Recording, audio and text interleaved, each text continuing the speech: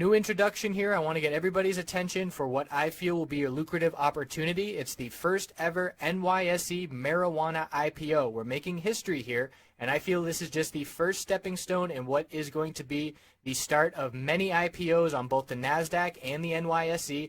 I feel we're going to have a marijuana sector and marijuana ETFs in the future, and this is just step number one. If you are familiar with the industry, that's all I have to say. I know you're interested already. If this is new to you, this is going to be, in my opinion, the greatest financial opportunity in our lifetimes. This has never happened before. We have an established tens of billions dollar industry that the floodgates are going to open. It's becoming more and more legitimate legally, and this is just step number one. So Innovative Industrial Properties is the company. The ticker is IIPR. It is a real estate REIT that invests in medical marijuana facilities. And for this IPO, we have a new website, www.mjipo.com. I put together an hour of research video going through the filings, researching the company and the executives, and establishing a game plan, looking at some other IPOs and how they have traded. We're going to have a chat room with live Q&A during that day, Tuesday, November 22nd. And we'll also have the live webcam where I'll be showing our charts, going over, pointing out key support and resistance levels, looking at the volume that's coming in. I'm really looking forward to this opportunity. I hope you will join us. Thanks for tuning in. Let's get into the charts. Checking in on gold. So we had this bear flag looking channel on the hourly time frame, support and resistance. It broke bearish. We broke the higher low pattern, and it was on increasing bear volume. The bounce lower high was set. It was on decreasing bull volume. The bears are still in control of this trend. We have a new support at 1206.04. And then we're looking down 1205.49, 1203.65, 1200. Resistance 1214.13. This 1219 level that I highlighted in the last video on this first initial bounce attempt, we did close just above it, but obviously that didn't hold for very long, and we stayed within that channel heading to further downside. So what does this look like on the daily time frame? It looks like a potential bear flag. So little short-term bounce, cooling off the technicals. We saw one a few days ago, and we're seeing one potentially forming now. The RSI is still right at oversold, so we could still see a little bit of upside before a potential break, but that all depends on the dollar.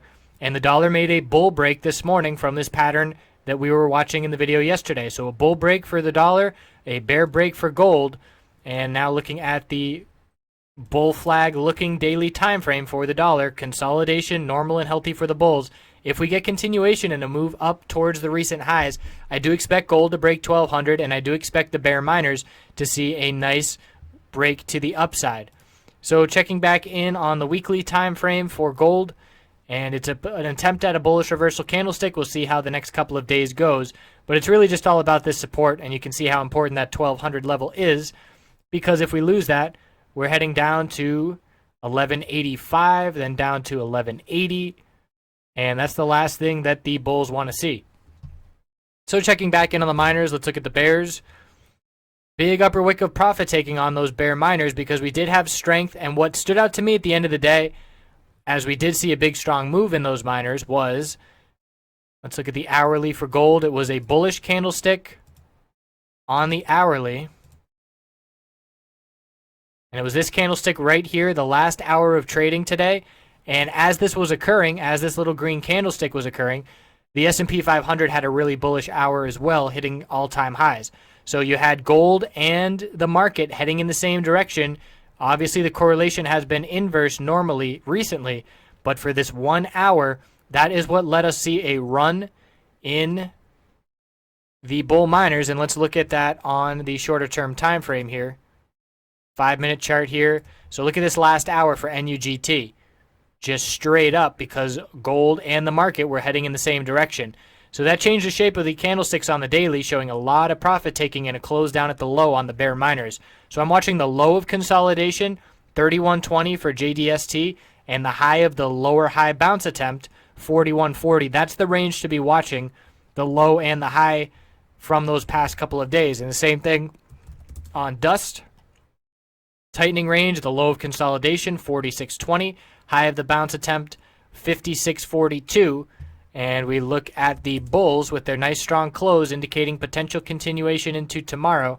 They have the higher low, $8 even for NUGT. Resistance is $9.84. And for JNUG, looking down at $6.40 support. And there's not a real clear lower high resistance level here. That's interesting. So NUGT, you can see we hit a higher high on November 17th. And we did not see that same higher high on JNUG. So that's an interesting little difference between them. But it's a very clear tightening pattern between all four of these names. Higher lows, lower highs, and we should see a clear break. If not by the end of this week, then certainly by the start of next week. If gold loses 1,200, we're going to see a clear bear break for the bull miners, and they're going to head down to lower lows. And if we see gold continue to rally over 1219 and hold that support, we should see these bull miners make a short-term bull break. So that's what we'll be watching into tomorrow and the rest of the week. I appreciate you watching. Have a great night.